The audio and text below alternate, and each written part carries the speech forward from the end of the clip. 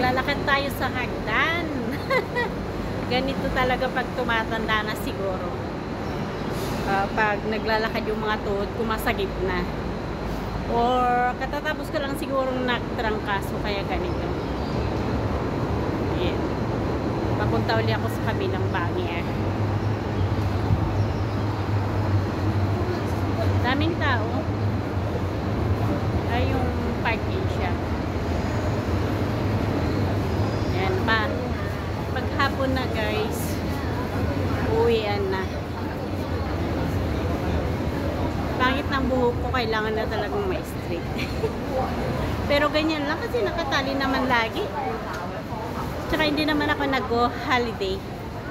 Kaya okay lang na ganyan yung aking hair.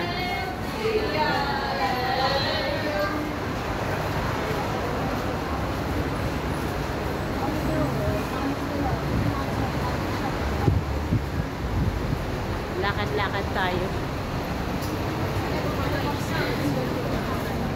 na mga anti-Jollibee.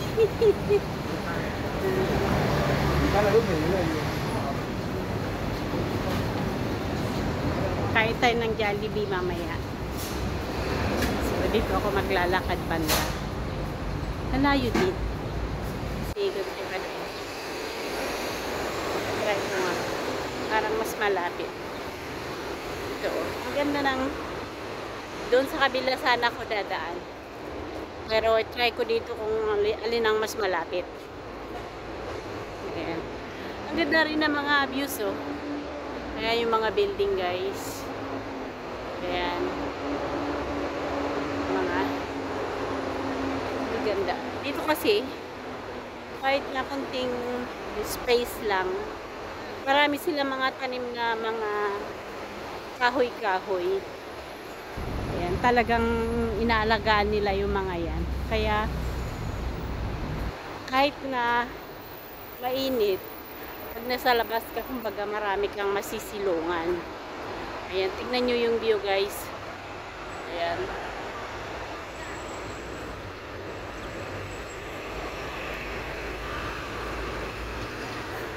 Ayan.